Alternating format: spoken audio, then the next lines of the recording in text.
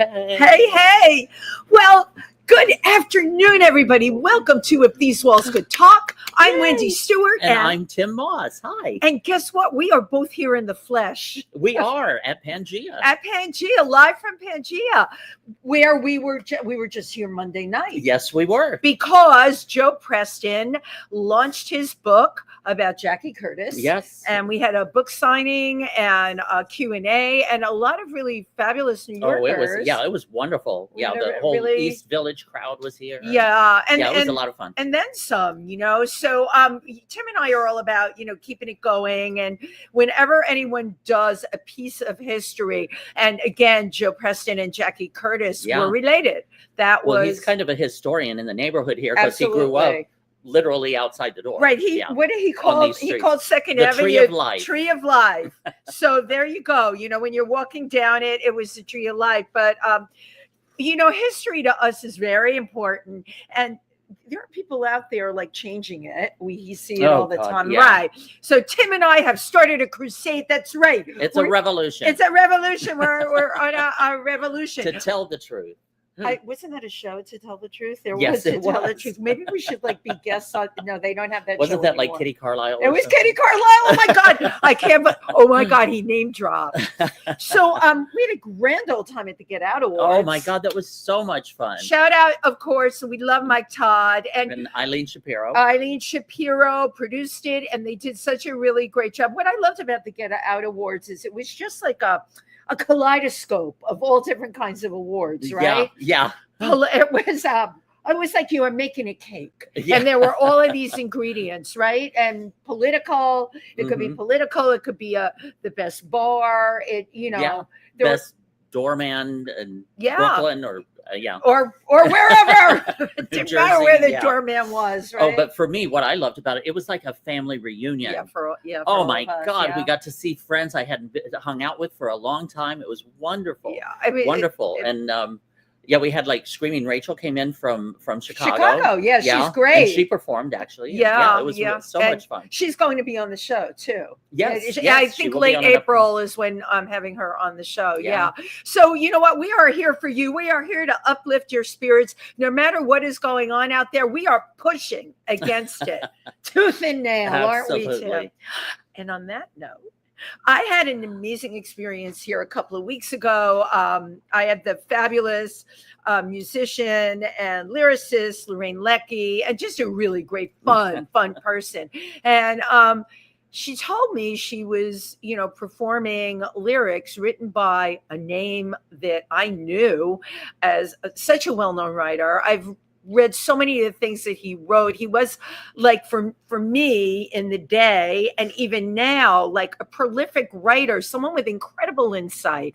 And when she told me she was working with this person, I'm like, oh my God, we have to have him on the show.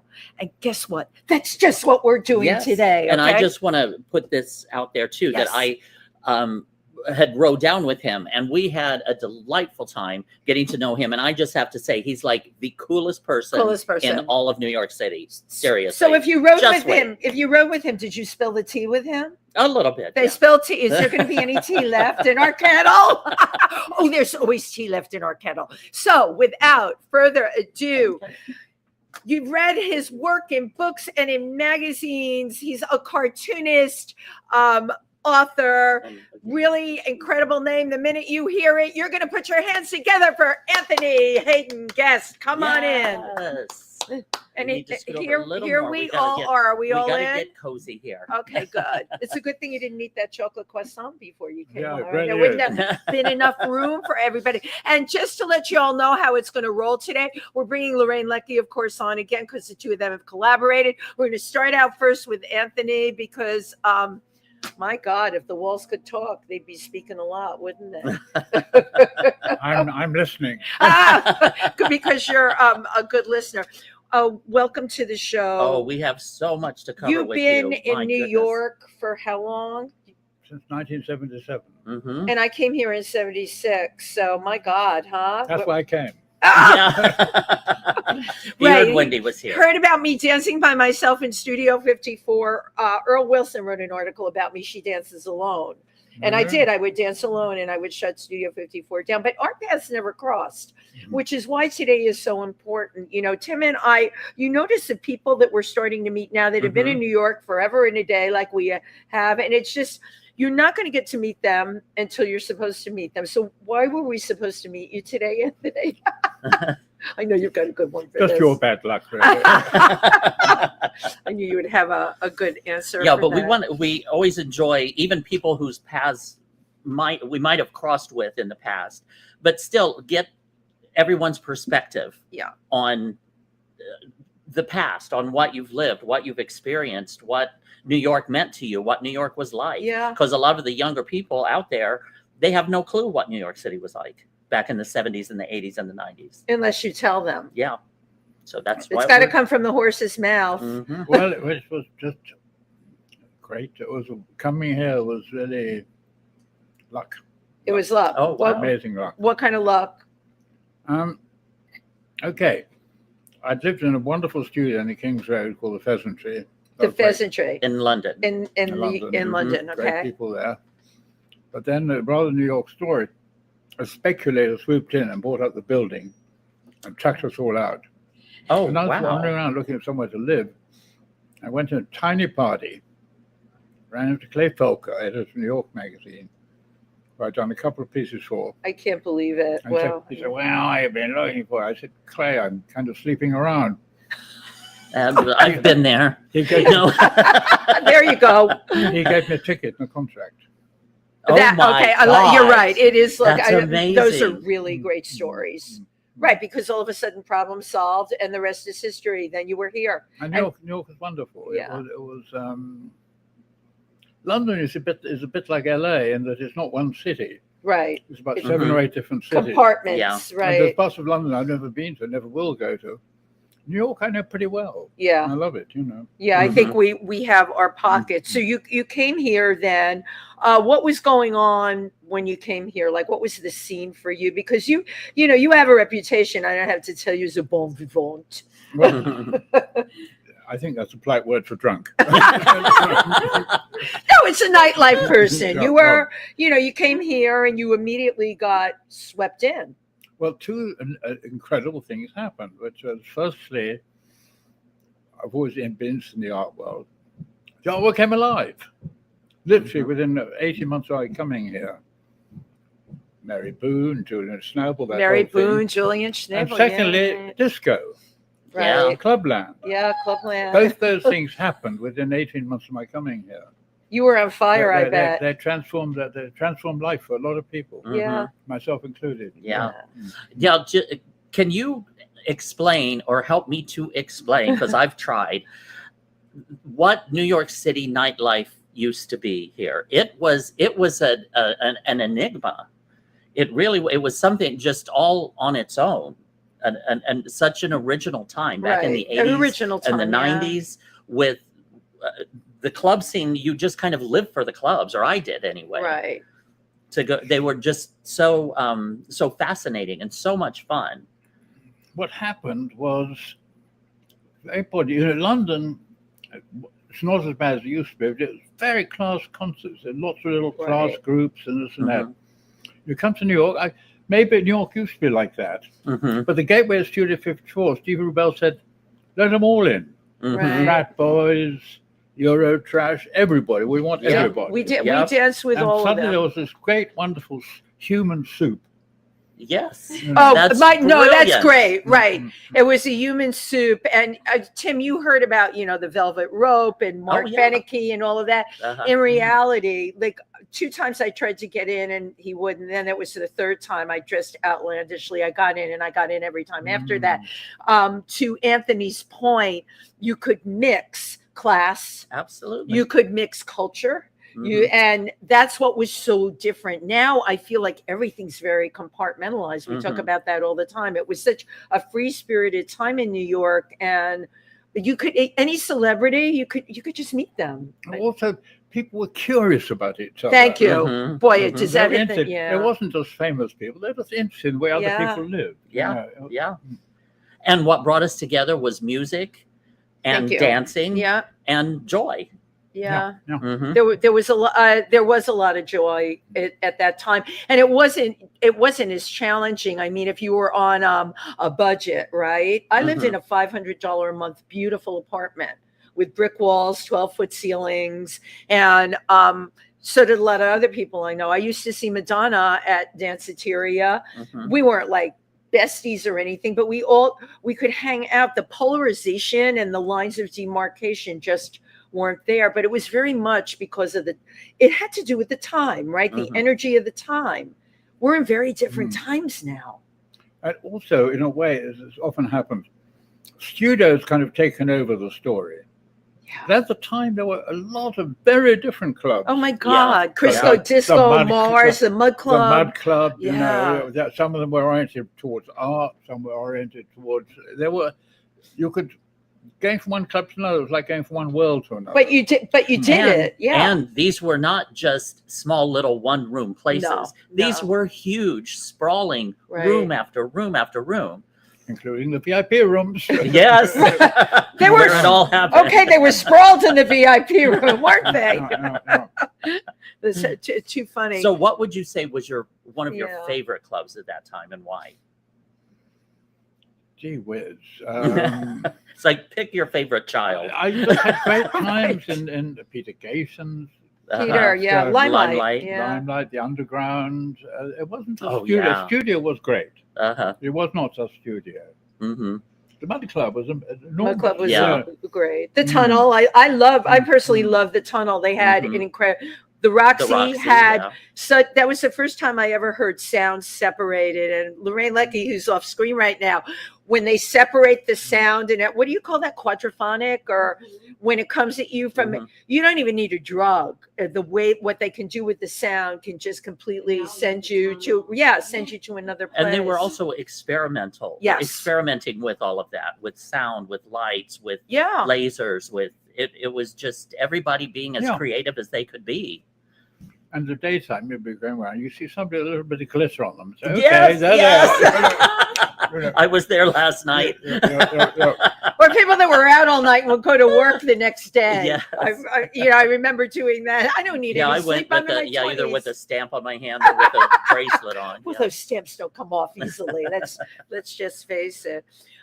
Did Studio 54 inspire you? Like, of all the clubs you could have written about, it was Studio 54 that you wrote about. No, I wrote about them all. You did, but you wrote a book about Studio. No, the book Studio grabbed the title. Got it. Okay, but they were all in the book. You did. You paid homage to all of them. Yeah. Did you know Stephen Rubell and Ian Schrager well? I knew Steve really well. I did not know Schrager. Not many people did know Ian. He was engaged. He was engaged to a friend of mine. And he ended up not marrying her, but she had a little poodle named Esme, and they were together quite a long time. Ian went on to become wildly successful. Yeah, absolutely. Stephen, what can we say? That scene, as I'm sure you'll both agree, it chews you up and spits you out if you don't know how to handle it at the end of the day. And things just got terribly out of control. I was not familiar with the end of I should know the end of the story, but I don't know the end of all these stories, as a matter of fact. Also, my friend Arthur Weinstein, a wonderful club, The World. Oh my God, The World! A totally different world. I can't believe you, but right, Tim, did you ever get to go there? Yeah. I always when we're talking about clubs, I always forget to name that one, and that was really another amazing place. That was Beyond the Beyond. Yeah, Beyond. I love that, Beyond the Beyond. Well, obviously you survived it all, because we all know we can drop as many names as possible. A lot of those people just never made it, and for me, Studio 54, when AIDS came in, that was the straw that really broke. I think that we have to pay attention to these things in the same way the pandemic impacted our culture. And look at where we are now, right? When AIDS came in, I called it the beginning of the end, because we lost so many key players. Way Bandy, Halston, so many of the people that you would see out all the time. Yeah. And then you didn't see them. It was weird. They just freaking disappeared, and then it would be like so and so is gone. Now, how about we go back to the beginning? Like, where were you born and grew up? And tell us a little bit about your formative years. Yeah. I was born in Paris. Oh, wow. And when the war broke out, which was shortly after my birth, my mother and I were staying with my American godmother in Brittany. And the Germans took over the house for the invasion. My godmother was a wealthy American, and the Americans took over.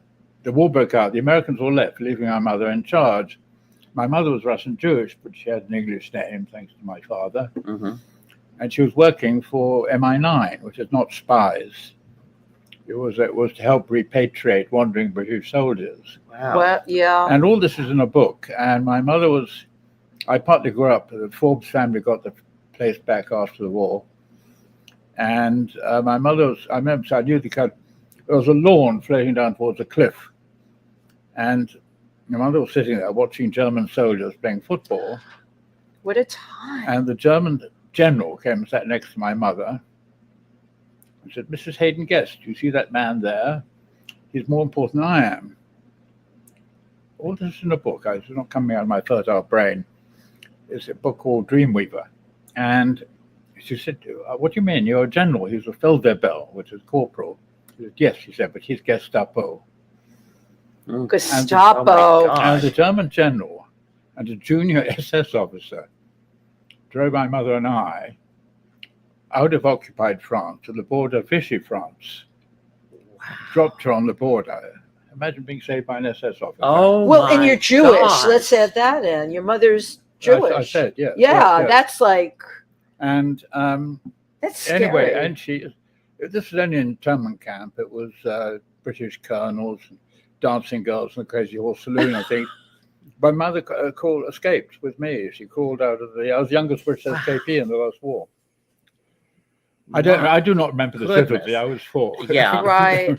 But you're wow. Yeah. Wow. Not many people can talk about that got out alive. I remember what a few things. I remember what the beds looked like in the camp, for instance. Stuff a kids are going to remember, you know. Mm-hmm. But then, do you remember anything about the escape? I'm not sure if I remember what I was told. Okay. If you know right. What I mean. If it really happened, or you were told I know she was in a railway car filled with German officers. And my goodness. And I started speaking English. And she slapped me and said, "Stop speaking Dutch," or something. Stuff like that. Wow. But I have no memory of this at all, of course. My goodness. So she escaped to Portugal, then to London. Mm-hmm. And then you ended up in London. Yeah. Wow. And then that's where you went to school and went to school in Scotland, actually. Oh, in Scotland. Absolutely amazing story. Now, how did you? Who kind of instilled you with the love of reading or of writing? Yeah. I think it's something you're born with. Really. And actually, I prefer writing to reading. I'm not. I'm kind of a lazy reader. I do a lot of writing. I do more writing than reading. Well, if you're writing, you'd rather tell people. Yeah, right. You can't be bothered reading. You also have a passion, though, for the art world. You know. Mm-hmm. Yeah. Is that related to your family?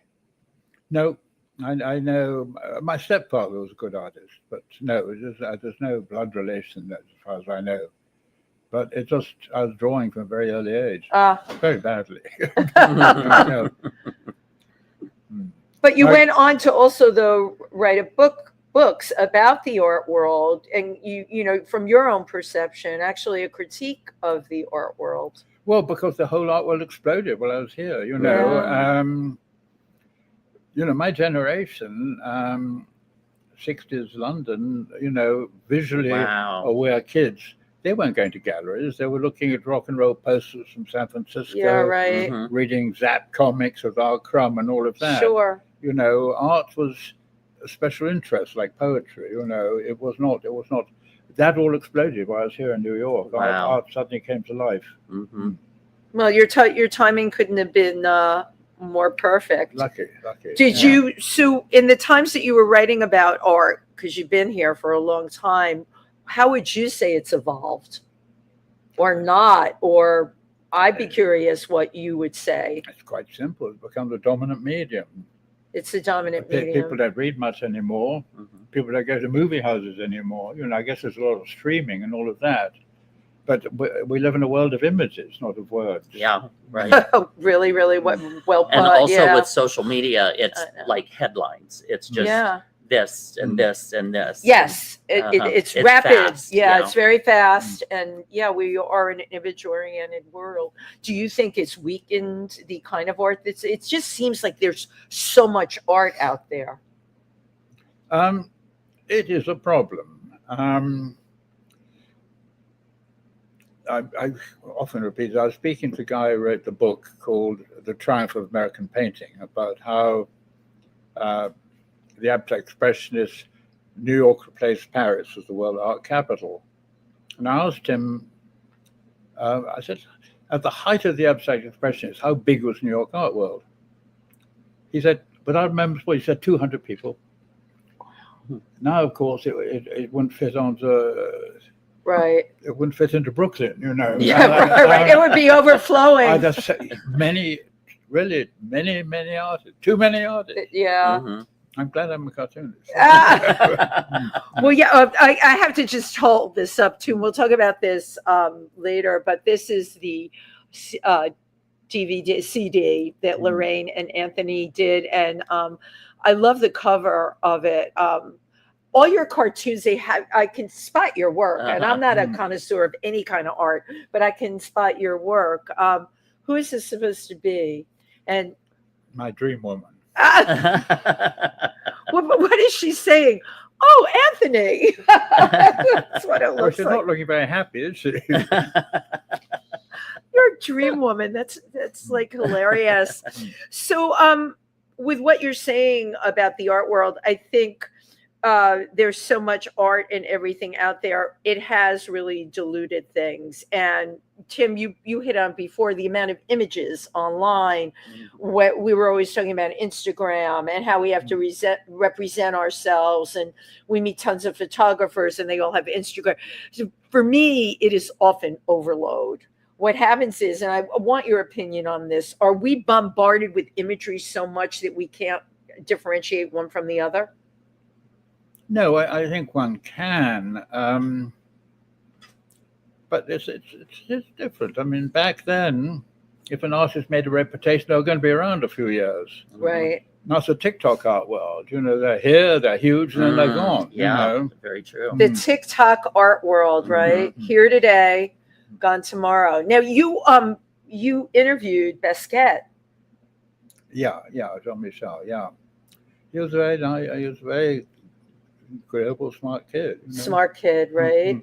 But some of the projection of what he gave out there, that people think he came from a lower income background, and that was just not true. No, his father was I think he was a lawyer or something. Yeah. He didn't get on with his dad. I mean, right. But I didn't know. I had no idea. He had problems with his father, but his father was, upper middle class, I think. He was upper middle class. But I mean, it was a time when you could be a kid and launch yourself as an artist without a trust fund. Oh, yeah. Absolutely. Yeah. It was not, it was not the hot thing to be doing, really. Right. Right. It was an amazing time. Well, it's in history. I'm thinking expression. Like, it was a time when everybody was just expressing themselves in their own individual way. And somehow we seem to have lost that, a lot of that. Right. But hopefully it is returning, that authentic, just being your authentic self. Being who you are. But don't you think also, like I was saying, I had a $500 a month apartment. When your rent is like $3,500, my daughter and her boyfriend, their rent is really high, and they're young and they're just trying to make their own way. Right. But I think that gets in the way, it's most definitely the survival aspect and your survival job now, it's very hard to survive waiting tables now. You need like a real survival job, which is often a real job. When I came here, you didn't need a real job. I think I was a perfume sprayer at Bloomingdale's. I thought I was doing well. You didn't need a real job.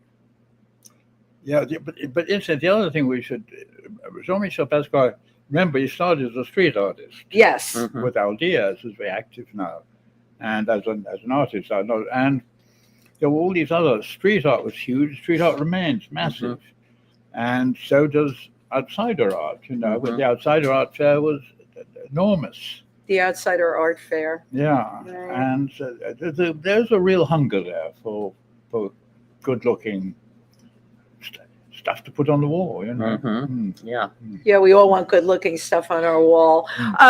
So these times in New York, which I love talking about with you, one of the books you wrote, Bad Dreams, was actually about two people that I know, Buddy Jacobson and Melanie Kane and Jack Tupper. Jack Tupper, yeah. Jack Tupper. How did you come to meet them? Well, we were neighbors, really. I lived, the restaurant Nicola's, which was started by the former maitre d' Lane's, was my local restaurant, and it was just 84th Street. That sounds right. Yeah, right, I remember, and they had an apartment. They had a duplex apartment. Yeah, Buddy owned the building. Right, and Buddy owned the building. I would go there all the time, so I knew Jack, and I met Melanie. So they were friends. It just kind of fell into my lap in a gruesome kind of way. Yeah. Wait a minute, right? In a gruesome kind of way. I knew Melanie from modeling, and I met Buddy, who promised me also the moon, the sun, and the stars. But being a Bronx girl, I can smell a shyster a mile away, and I'm glad that I went in the opposite direction. The book Bad Dreams, was it more of an investigative story that you wrote about what happened to Jack? Gee whiz, it's so long ago. Well, the story is Buddy. I know. It was jealousy, right? It's jealousy. But it also covered that whole world of modeling as it was back then. Drugs. In those early days, in a way. I mean, well, modeling around a long while, but it hadn't really exploded the way it has since in many ways. Right, but modeling and drugs. This was before Twiggy, I think, for instance. Yeah. No, actually, Twiggy came before me. Oh, please don't make me that old, Anthony. Twiggy was before me. She was my inspiration. Melanie was around the same time. She was the top model. I was spraying perfume in Bloomingdale, so we need to clarify that. But it was a particularly gruesome triangle because Buddy Jacobson ended up murdering Jack Tupper and then dismembering him. I think he was this is terrible. I think he put Jack in a suitcase. I think that's the story. You know probably better than me. And the story was absolutely there. No, I know, but you wrote, you wrote about it. I don't remember everything I write. Oh my God, I love you. You're the best. You were like such an idol to me. I would read all your articles in New York Magazine, and now you're telling me you were embellishing the truth. Good Lord. Well, I would imagine. So stupid, Right. Truth embellisher, I would imagine over the years with everything that you've written, people, it'd be hard to keep track of everything. Oh my God, yeah. People remember something that affected them. Yeah, that's what I mean. But by then, one has gone on to something else. Exactly. Your focus and attention has moved on. So you had started to tell us before we were streaming about you were in Lebanon. You had moved to Lebanon. Oh wow! I didn't move. I had a small group of friends at Cambridge. Rather a colorful group, included a Palestinian, a Iraqi, an Israeli, etc. We were a mixed bag. I was almost thrown out of the posh club there for Were you a rebel rouser? No, I just brought them. I thought it was my club. I take people who I want. I love it. But anyway, because of that, I became very interested in all these things. Yeah. Wow. So you were in Lebanon then? Then I got involved. Then I got involved in the Lebanese Civil War. Kidnapped, as you know. Wow. Tucked in the boot of a car. Oh my God. Well, I'll tell you why. Because I went with a guy called Stephen John Donahue, who'd been a part of a big hash gang. And he told me it was going to be overseeing some weird, it was a thing set up by the DEA. Would I go with him? I said, sure. So it was kind of like a spy operation thing? Well, he was setting this up, and it was, they discovered it was, by this time I'd become quite friendly with the gang, and they decided he's a bad guy, but I was all right. So they kidnapped him. But then another group kidnapped me. Oh my God. They thought I was working with Stephen Donahue. That's very scary. It was, I like the Lebanese. It's very scary. I was kidnapped. I was put in the booth of a car, but I like the Lebanese. Well, that's good. No, they're good people. Decent, I mean, intelligent people. Yeah. And I realized it could end bad. Yeah. You thought it couldn't, right? So what? Okay, so you're in the back of a car, in the trunk of a car, or the back of a car? The boot. Yeah, that would be the trunk. Okay, in the boot. Yeah, the boot. Car. Yeah. And yep, Timmy. Yes, you got it right. You put luggage in it. Right? So, yeah, you're leaving a little bit of the story out. So what happened? Well, after that? No, my people, my group, Mm-hmm. they came in with guns and got me out of there. Oh. My goodness. What a totally calm and bucolic experience to happen in Lebanon. So I they mean, actually was there like open fire? No, they weren't shooting each other, but they said he's okay. He's not with it. They thought I was with the government. Oh, okay. Right. And they explained that you weren't. They said he's a rider. He's just a harmless rider. So they opened the what was it? No, I was way out of the boot by then. Oh, okay. You were out of the boot. So I'm a claustrophobic person. How long were you in the boot for? Only to drive from someplace to somewhere else. They actually drove you somewhere. Yeah. Oh my God. That's traumatic. It is, because weren't you afraid that they were going to kill you? Yeah. I was aware they were going to. That could happen. Right. No, I was aware that was a possibility. That's the cover of the CD. My God. So how did that affect you from then on? Like, after going through an experience like that, it would do one of two things. Either it would make you scared of everything, or fearless. I went back to Lebanon to cover Terry Waite's fearless. Fearless. Right. Not fearless. I don't know. Maybe I'm not normal. I don't know. Well, things. But I think that's wonderful. It's great. Wonderful that you did. That's so amazing. when you went back again. To explain to us what it was like. Was it a different time? There was a famous kidnapping. A British churchman called Terry Waite was kidnapped. Right. And I wrote a story about that for Vanity Fair. Okay. And had to contact basically a lot of the people, including some of the kidnappers. Were any of them from your from your own kidnapping, or was it a different group? The people who saved me were part of it. Were the people I was dealing with, yeah. Oh, okay. So this is like, a revisit, and you were able to do that, and you weren't traumatized from the first time. That's pretty amazing. Rolls off of you like water, doesn't it, Anthony? Now you're scaring me. You never just did this without even thinking about it. Yeah, now that you're thinking about it. So nothing bad happened to you the second time. No. Yeah. Good. Why did they kidnap Terry? I honestly, you know why? Because they'd sent him. He was a Church of England. My memories of it. Church of England. He went over to talk with them. Talk with Hezbollah. Wow. And Hezbollah simply. You couldn't have a conversation with Hezbollah. Wow. Yeah. Wow. They don't like the Church of England. I'm Church of England on my mother's side. I'm Russian Jewish on my dad's, so we have that connection. Yeah, they don't like Church of England over there. Remind me not to go. Yeah. No, they weren't impressed by any church. No church. Absolutely impressed. What experience! No, I dealt with Hezbollah too. They were the people who did it. You dealt with them. Tell us in what way? Well, just that they're the people who I went to speak with for the Terry Waite thing. And I was introduced to the head of it. It's all in something I wrote. It's all a long time ago. But you had to deal with Hezbollah. I met this Hezbollah guy. Yeah. And do you remember them as irrational? Our image here is like that they're horrible people. Well, I remember. Can't reason. I remember vividly one piece of conversation. He'd recently said, this Hezbollah guy had said, we want tourists to come back to Lebanon. So I said to him, by the way, I read you want tourists to come back to Lebanon.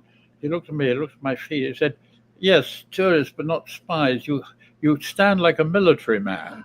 Oh, wow. And I said, I was in the army, but many, many, many years ago. Wow. But that was an observation. That was all. Right? That was all in the article. Yeah. Wow. And they wanted tourists to come. Well, I won't be going there anytime soon, or a lot of other places. Maybe I'm speaking too much about this. Oh no, we love this. Your life. Here's the thing. Your life too much is to go back. So yeah, really.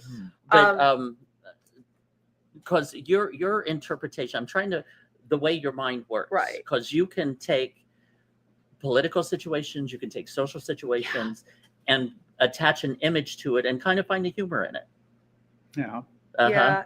It's where did you get? Yeah. How did you develop that? That's quite a talent. Yeah. Which you're now getting something I cannot handle, which is talking about myself. I love observing. Right. I don't much like being observed. There's a wryness to the way you write, and a wryness to your observation. I think that's what you're. I really don't like being the center of interest. No, I got it. But that is a rare and interesting talent. I agree. Where you can see something that might even be horrifying and find a humorous angle to it. That humorous edge to it. Yeah, absolutely. And be able to paint it or create a cartoon that applies to that. Okay, case in point, even the cartoon. Come on, even the cartoon. The woman of your dreams. Looks like there's a hand on her shoulder. Is that your hand on her? I did this quite a while ago. It's very cute. It's certainly not her hand. No, right. I actually had to I was thinking myself, and no, you couldn't do it that way. So I'm dying to hear about you and our guest, Lorraine Leckie. So whenever Tim, you think was I just had one more question. Yeah. Another story that you had mentioned was one night at a club when you and was it your wife or your girlfriend that had met a man at the club and invited them, said, why don't you come back to our place for a drink? Oh, yeah. That was not in the club. That was in my I'd gone around. I lived on the Upper East Side then, and I went to. There was a few art galleries in the neighborhood. I went one of them. The curator was a girlfriend, and a little group of people were going to decide to go back to my place and order in dinner. I lived on East 80th Street, and about five or six of us. We went, and this very large gentleman, slight big black guy with a slight English accent, who seemed to know some people I knew in London. He joined our little group, and we all came back. Turned out the restaurant I wanted to go to, turned out it was later than I thought it was. The restaurant was closed, so everybody left. The young woman stayed over, and I saw this big guy was asleep on the sofa. I thought, well, I've done that. Mm-hmm. Yeah, I figured he was passed out. And so went to bed. He came to the bank. Suddenly he's with us in the middle of the night. He said he wanted to borrow her. Oh. And I said, no, that's not on. And he went out and he came back with a knife and stabbed me 14 times. Oh, stabbed you 14 times. That's all in the papers. You'll find that on Google. And he wasn't a very good stabber, as you can tell. Yeah, really? And there's that humor. Maybe it's your tough skin, Anthony. And she, the gal, Patricia Woke, she was a tough girl. She was into physical training and all of that. And so she started pummeling him. And he went out, as I later discovered, to cut the telephones. This could have ended really horribly. We knew what he had in mind. Wow. But she got out of there. And so he came back in, and hanging on my bedroom door, there was a shillelagh, which is an Irish blackthorn club. The wood is as heavy as metal. And I got him on the side of the head with a very lucky blow. And he went down. And next thing, the cops were there. She'd gotten the cops. They handcuffed us both, oddly enough. And well, that's police procedure. That's all right. Uh-huh. And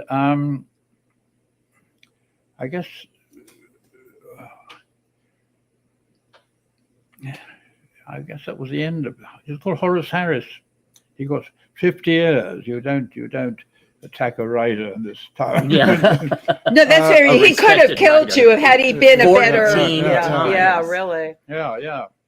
So they handcuff you while you're standing there. Were you bleeding? No, Yeah. I was lying down, but they maybe thought I'd been stabbing him. I don't know. It was Blood everywhere. It was ordinary police. Well, yeah, they've Wow. got to get the police truth, or procedure, get and I think that's correct. Yeah. Wow. Wow. What a story. It could have gone the other way too. Oh, So God, it's, It could have ended worse, yes.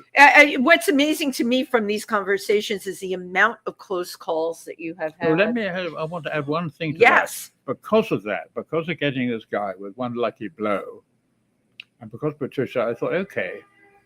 And so I started physical training, which I do to this day. I dance for 60 minutes rock and roll most mornings, and I think that being stabbed 14 times, I think added 20 years to my life.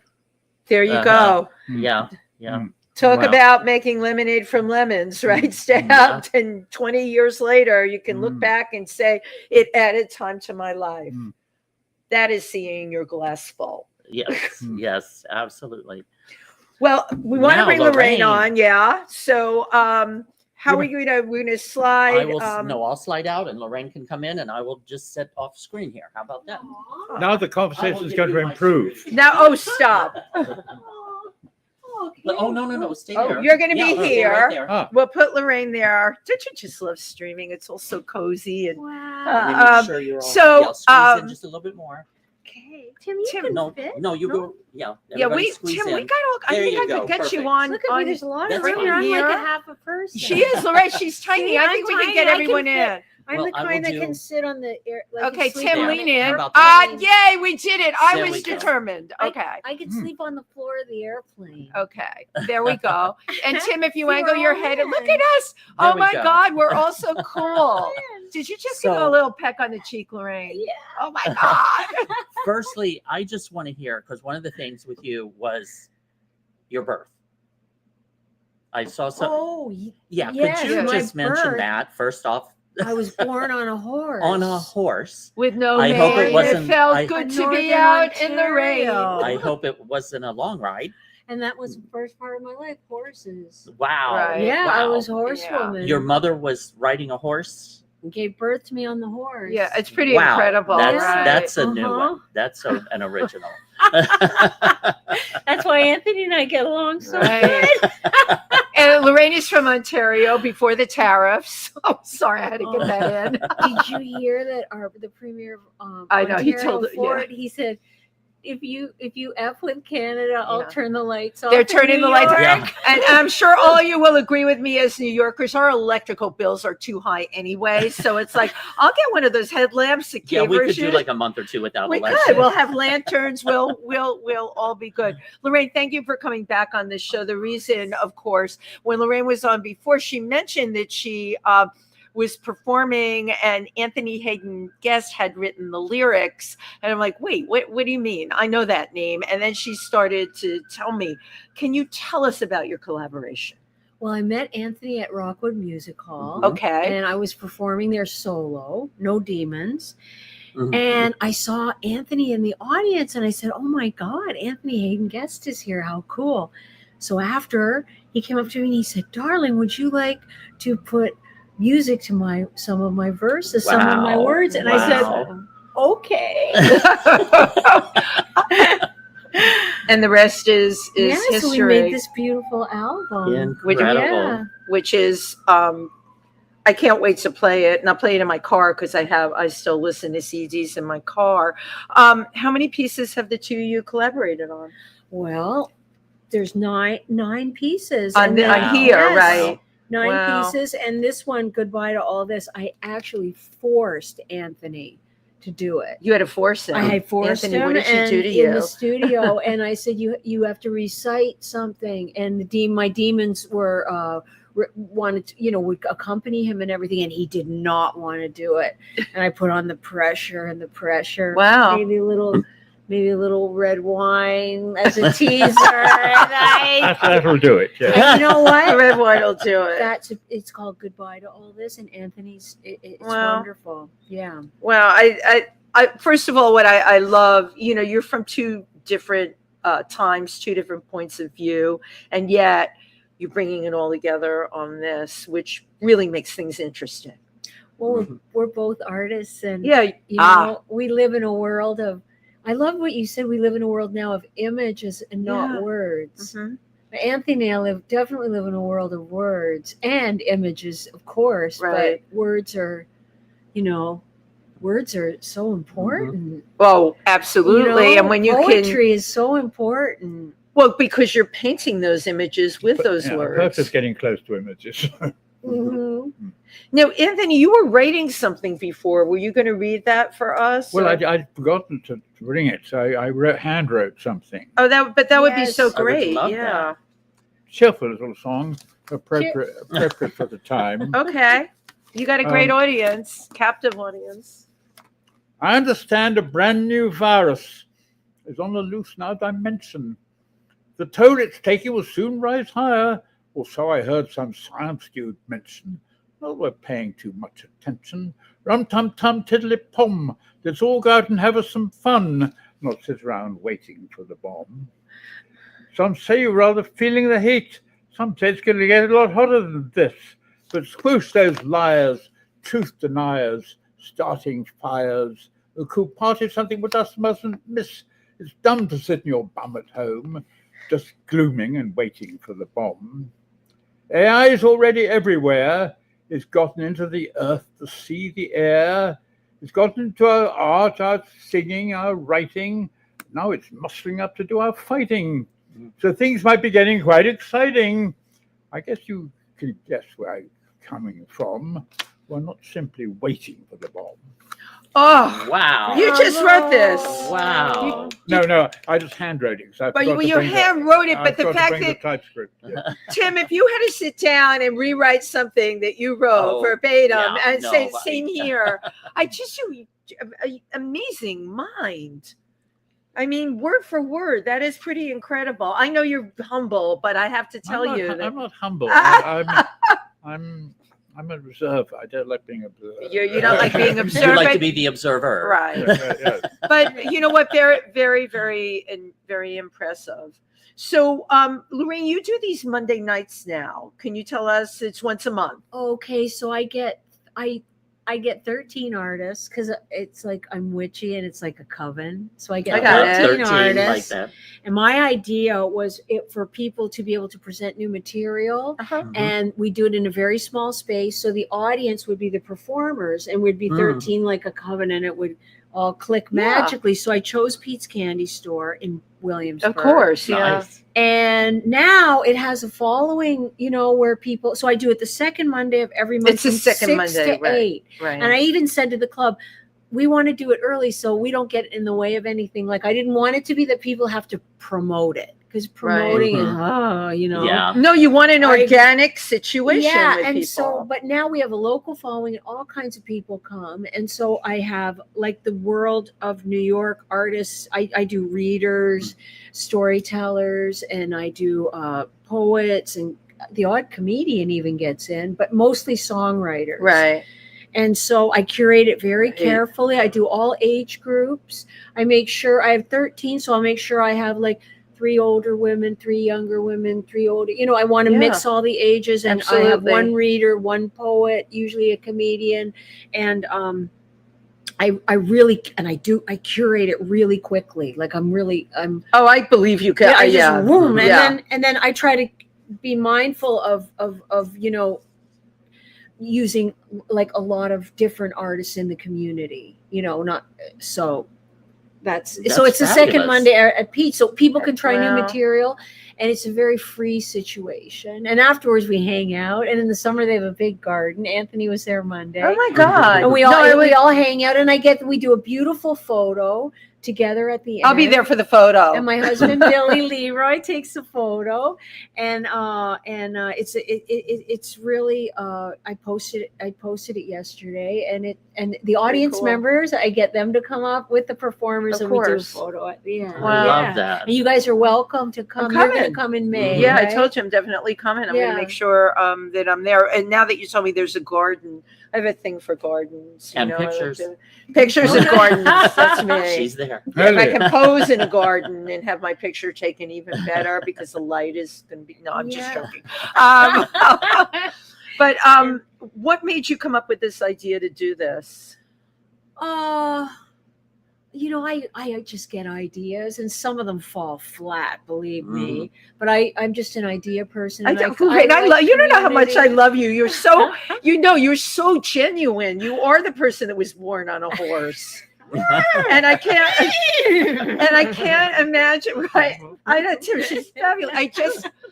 You never seem like the kind of person that lets things get to you or gets like a angst or super angry with people. You were very go with the flow kind of person. I'm trying. You are trying. I'm trying. I meditate. I go to the gym first thing in the morning. Yeah. Like Anthony, he Yeah. does his rock and roll. Same here. I'm at the gym. I just open my eyes and I get whatever 4 times a week on, for me. It makes a big difference. Yeah. Tim walks across the George Washington Bridge every day, right? No, about 3 to 4 times a week. Yeah. That's wonderful. Over and back.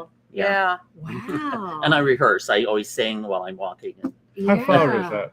4 miles door to door. Yeah. He does that a couple of times a week. It's very impressive, Wow. you know. Even if it's cold and the wind is blowing, Tim's I'll out there. do it 20 degrees and No, or 80. I believe 20 blocks is 1 mile, isn't it, from the city? That's what somebody told me. I go with the 20. I didn't. my Amazfit, the watch. It tells like the mileage, and Like a it's Fit- almost is that like a exactly by the Fitbit? time Wow. I leave the apartment and come back. It's almost exactly 4 miles. Wow. Well, we all have our things, right, that keep us grounded and sane And present. and balanced, because that's really, really important. So here we have like all 3 of you incredible artists committed to your work. How are you navigating the times we're in? I'm going to make it really broad like that without saying specific things. What is this like for you? You know, the pandemic, I got through the pandemic because, actually Andrew Cuomo got me through the pandemic. Andrew Cuomo got you through the pandemic. Andrew Cuomo got me through the pandemic, and I wrote a song for him, and I love Andrew Cuomo. Wow. With all my heart. But, you know, I always do the same SHIT every day. You can curse on the show. That's okay. Until 6 o'clock. Like I practice and I'm on the internet and I walk my dog and I go there. So till 6 o'clock. So during the pandemic at 6 o'clock, I said, you know, instead of going out and having a fabulous time with my friends or performing, I think I'll just stay in tonight. Right. So I kind of like don't care what the hell is going on. I just write down about it. You know, I write it down. I write down what's going on, and I just kind of march to my own drum. I've been like that all my life. So you keep it outside of your psyche. You don't let it penetrate in, because it's immobilizing a lot of people. What's going on now? You know, I was a town weirdo where I came from. Do you know what I mean? I was always an outcast. Lorraine, who was born on the horse. Yeah, I was like an outcast. I've always been an outcast my whole life, and so I write poetry every day. I play the guitar, play the piano. I love that. I have my practice, and I put it out there. You know, right. I have something to say pretty much online every day. I don't do TikTok. Right. I'm scared of it. It moves too quick for me, and I got off Twitter when what's his name took over. Yeah, right. And I just do a small amount, but I enjoy the social media. You know, I like to see what everybody else is doing. Well, you take the good parts of it. Yeah, yeah, but I do the same. I kind of march to my own drum. So whatever's going on is going on. It's scary. Yeah, I did everything in my power. My conscience is clean. I did a fundraiser for Kamala. I told everybody to vote for her. Everybody tried their best. You know. But that's all you can do. And you, Anthony, as the observer, like, how are you getting through these times? Because you have a way of seeing. Well, it's very alarming. Alarming. Nukes are spreading. hence my little song, Right.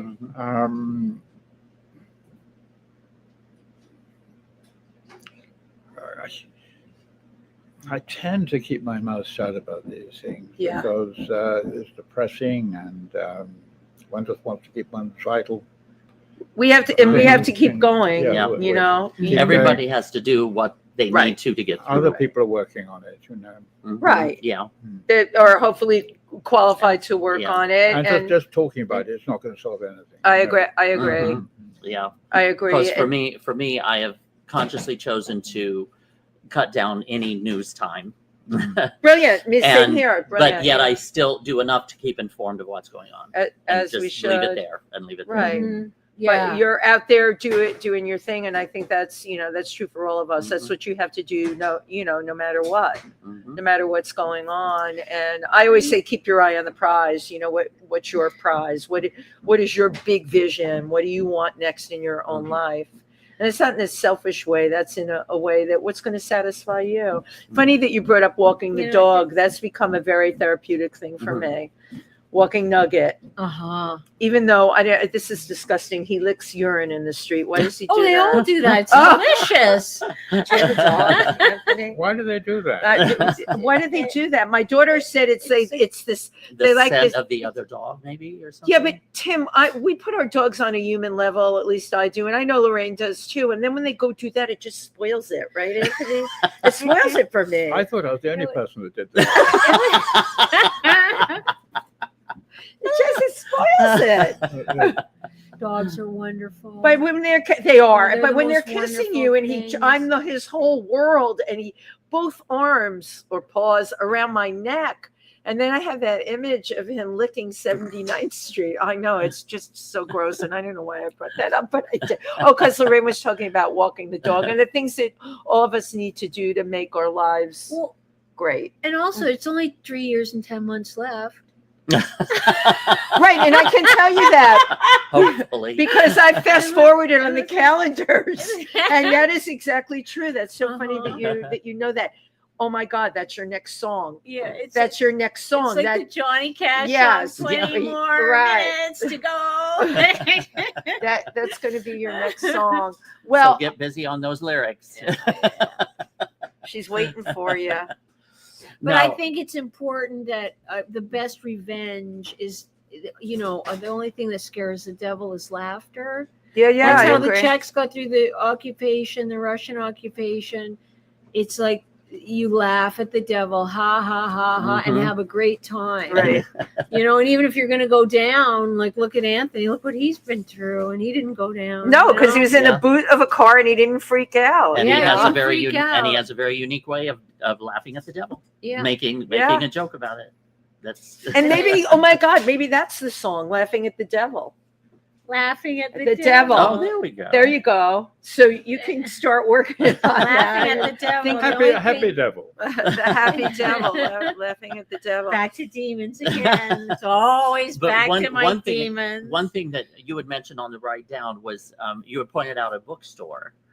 And that's so sad to me that the diminishing bookstores that are out there. I've been taking photographs of books lying in the street. I'm doing that for several months now. Wow. Amazing. It's again, and I know you can get pretty much any book online to read, but there's just something about holding the book and opening and turning the pages and the smell and I found that I always like. I found the book The Exorcist on the street. Oh, cool. Exorcist. But did Anthony take a picture of it? Red book. And it was like 2 street. blocks away, and I followed it right to where the book was, and I'm like, what book is this that I'm meant to find? And it was The Exorcist. Great book. One of the only, I was walking down from my street, I saw a pile of books, and there's on the top there was Milton. And I realized I'd walked off. I thought, I never read that. I walked back. It had gone. Oh, wow. So I've taken it already. Someone had already read. Yeah. Right. I believe that when you find a book like that, my daughter believes that too. It's a message that you're supposed to be finding it, and there is a message in there for you with The Exorcist. So that's like, whoa, Lorraine! Books, and it was red, and I have it. I always look at it. That was heavy duty. Prize possession. You two are like this. This is so delightful. Great guests. You know, what can I tell you? You have a great smile, by the way.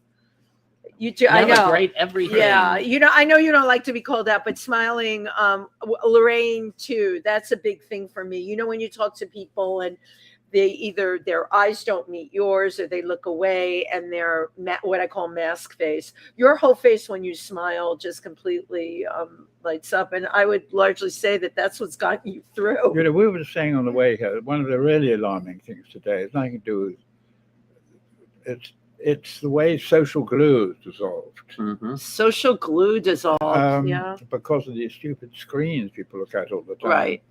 In my building, if you say good morning to somebody, they look at you like you're speaking Dutch or something. Same thing in my building too. Like I'm speaking Swahili, I say, and it's like, I don't get it. By the way, you guys, we did have some comments. Tim, can you see them? I don't know if I can without my I've got glasses. Anthony's got glasses. Can you scroll them? Lori Towers. Who are these Lori weird Towers. people? Okay. I'm wearing her necklace. Oh, you have it. Okay, Lori that. Towers, my Lorraine, fabulous show. Lori Towers, amazing PR person and great bass player. Yes, who we saw the other night right here at Pangea at Joe Preston. Shanna Robbins, language begets world. I agree. Joe Preston, brilliant poem. Indeed, it was. Yes. Apollonia Cruz from the Bronx. We love you, Apollonia. Hi, baby. In the Bronx. Rose Trentman. Thank you, Rose. I truly enjoyed this show.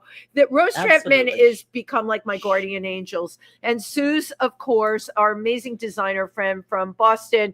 Great show, and thank you. Yeah, Shauna Robbins is a famous performance artist from Atlanta, Georgia. I love her work. Yes. I love it. I love it that she's on. And Rose Trentman was the first, I believe, female commissioner, boxing commission for women's boxing. She ran women's boxing in New York, and she's just such an incredible person. And she showed me how to negotiate taxis that you don't have to pay on the meter anymore. You get in the cab. Rose says, "This is Rose, sweetheart. Do you want to go on the meter or you want credit? You want to be cash?" And the guy always goes cash. And she's like, "Okay, has me and my girlfriend 25, 2 stops." I mean, she doesn't even give him a chance to get the word in edgewise. And she has showed me how to get around New York, like economically. I know Lorraine learned she can do it too. Well, thank you to everybody who tuned in. Tim, did we get all the comments? I'm not a good scroller. So. There's also a thing I just discovered called the subway. Which I take all the time. It's quicker than any. No, you're right. And we're on it all the time. And it goes everywhere. Yeah. I take the subway. One last thing? Yeah, Lorraine. Okay, so always. Wednesdays are awesome because this happens, and then Wednesday nights at 10 o'clock beneath the underground. Is Lori's show, that's right. FMU, John Pietero, Lori Towers. I watch Lori it every Wednesday night when I'm home, and I learn so much about life and music. And she plays your music, and the show is really, really great. I have a podcast I do Wednesday night, so I kind of like I'm finishing mine up when she starts, and I one night I have to just sit and listen because all you who've been on the show, they've been doing the show. I think she told me 3 years. Wow. They've been doing it about 3 years. Yeah. They're the coolest people in the world. It's a wonderful show. It's so nice. We know the best people. What can I tell you? That's why we live in New York. Anthony, may I touch you? That's why we live in New York. Lorraine Leckie. I came here to be touched. Anthony, here to be touched. All three of us. Lorraine Leckie and Anthony Haden-Guest. Thank you so very much. Amazing this has guest. been absolutely fascinating. Incredible. Absolutely Thank everybody who tuned in today. We'll be back next week, God willing. Thank you all, everyone. Have a great rest of week. Bye-bye.